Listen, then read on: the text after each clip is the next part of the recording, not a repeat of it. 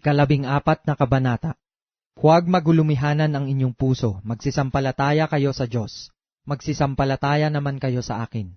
Sa bahay ng aking ama ay maraming tahanan, kung di gayon ay sinabi ko sana sa inyo, sapagkat ako'y paroroon upang ipaghanda ko kayo ng dakong kalalagyan.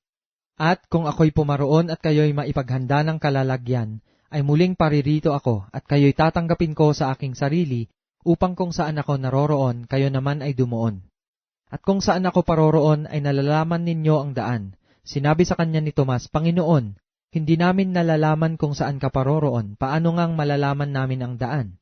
Sinabi sa kanya ni Jesus, Ako ang daan at ang katotohanan at ang buhay.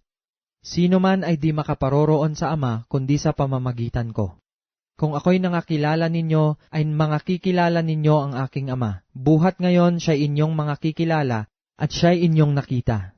Sinabi sa kanya ni Felipe, Panginoon, ipakita mo sa amin ang Ama, at sukat na ito sa amin. Sinabi sa kanya ni Jesus, Malaon ng panahong ako'y inyong kasama, at hindi mo ako nakikilala, Felipe? Ang nakakita sa akin ay nakakita sa Ama. Paanong sinasabi mo, ipakita mo sa amin ang Ama?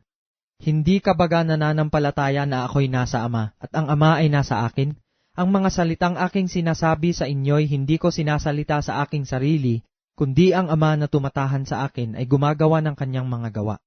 Magsisampalataya kayo sa akin na ako'y nasa Ama, at ang Ama ay nasa akin. O kung di kayo'y magsisampalataya kayo sa akin dahil sa mga gawa rin. Katotohanang sinasabi ko sa inyo, ang sa akin ay sumasampalataya ay gagawin din naman niya ang mga gawang aking ginagawa, at lalong dakilang mga gawa kaysa rito ang gagawin niya, sapagkat ako'y paroroon sa Ama. At ang anumang inyong hingin sa aking pangalan, ay yaon ang aking gagawin, upang ang Ama ay lumuwalhati sa Anak. Kung kayo'y magsisihingi ng anuman sa pangalan ko, ay yaon ang aking gagawin.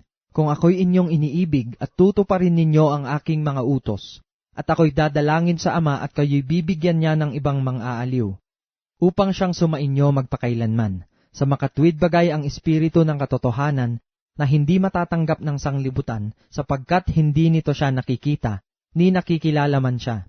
Siya'y nakikilala ninyo sapagkat siya'y tumatahan sa inyo at sa inyo. Hindi ko kayo iiwang mag-isa, ako'y paririto sa inyo. Kaunti pang panahon at hindi na ako makikita ng sanglibutan, ngunit inyong makikita ako sapagkat ako'y nabubuhay, ay mga bubuhay rin naman kayo. Sa araw na yaoy makikilala ninyong ako'y nasa aking Ama, at kayo'y nasa akin, at ako'y nasa inyo. Ang mayroon ng aking mga utos, at tinutupad ang mga yaon, ay siyang umiibig sa akin. At ang umiibig sa akin ay iibigin ng aking Ama, at siya'y iibigin ko, at ako'y magpapakahayag sa kanya. Si Judas, hindi ang Iscariote, ay nagsabi sa kanya, Panginoon, ano't mangyayari na sa amin ka magpapakahayag, at hindi sa sanglibutan? Sumagot si Jesus at sinabi sa kanya, Kung ang sino man ay umiibig sa akin, ay kanyang tutuparin ang aking salita, at siya'y iibigin ng aking Ama at kami pa sa kanya, at siya'y gagawin naming aming tahanan.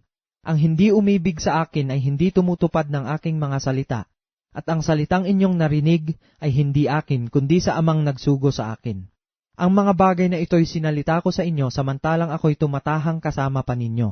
Datapwat ang mga aliw sa makatwid bagay ang Espiritu Santo na susuguin ng Ama sa aking pangalan.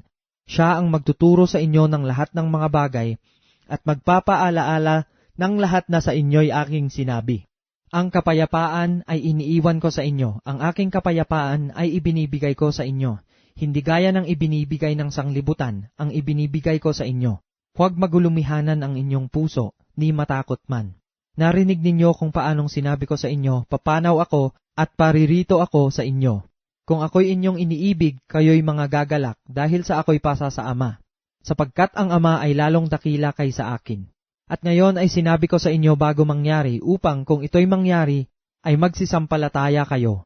Hindi na ako magsasalita pa ng marami sa inyo, sapagkat dumarating ang prinsipe ng sanglibutan, at siya'y walang anuman sa akin.